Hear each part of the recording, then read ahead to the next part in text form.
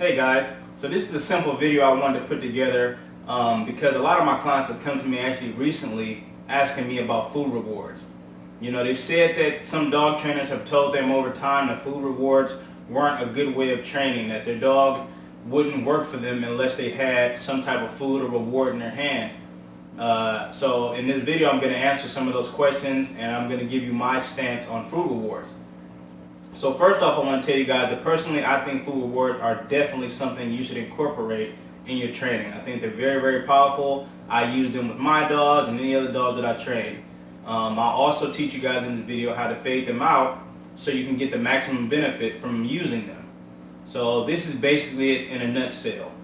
So to start off with, most people begin using some type of kibble or small treat to bribe their dog. So what they do is they show their puppy the kibble or the treat. Your dog comes to you once you call them, and they sit and do whatever you want them to do, and you give them the treat. So it's no problem with this, but you're bribing your dog to come to you. You're showing them the treat so that they have a reason to come to you. That's not a problem. That's how I started off with my dogs. That's how I expect for you to start off with your dogs, because I mean that's the best way of doing it. But once you got that under control, you have to turn that bribe into a reward. So when I say turn into a reward, you want that same type of treat to come from your hand, but your dog doesn't see it. And that's key. So usually I put it up in my fist like this, or I put it in my pocket or something of that nature, so your dog can't see it. And when they come to you, they do what you ask them to do. You bring it out of your pocket, you bring it out of your hand, and you say, oh, there's the treat, good job. And you give it to them. Okay? So once you got that under control and you've done that for a while and it's working pretty good for you, what you want to do then is you want to turn that reward into a random reward. And this is key. This is the most powerful part of using a reward. So what you want to do is you want to say, come here, puppy. You want your dog to come to you. You give them whatever type of demand or command that you want to give them on what they're going to do. You say, good dog. And you want to open up your hands. There's nothing in your hands. So the dog doesn't feel like there's always something going to come from your hands. But then you reach in your bag or your pocket or wherever you have the major treat at, and you pull out something that's different, something that is abnormal to them, like a piece of chicken, or I like to use sausage.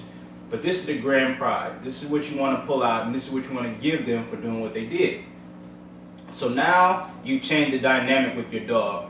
From starting to bribe it to come to you, then you went to hiding the treat and not letting your dog see where it was coming from, to finally using random rewards. So now it's like the lottery to your dog. They don't know what they're going to get. So think about it like this.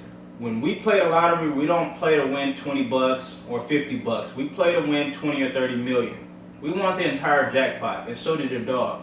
So your dog will continue to do what you ask it, hoping it will win the jackpot, the big piece of meat, chicken, whatever it may be. This is where you want to start to fade out the food. Once they've gotten to this point and you see the dog understands that the food or the reward is going to be random, you want to start fading it out. So now you want to start incorporating pats and cuddles. So sometimes you want to give them the kibble or the biscuit that you started with. You know, you're hiding it in your hand. They don't know if they're going to get the kibble. Then you want to switch it to just giving them pats and cuddles. When they come and they sit, they stay, they lay, whatever you ask them to do.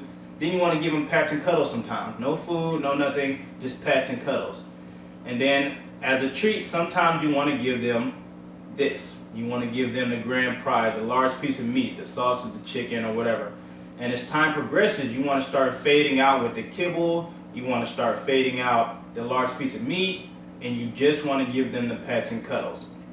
This is where the training has hit its plateau. This is where you want to start fading everything out, and you've made it to that plateau of the dog understanding, I don't necessarily have to get a piece of food every time I do something right.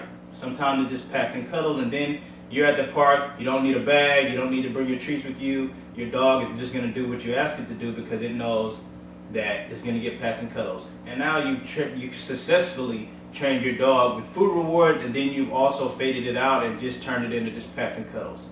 Okay?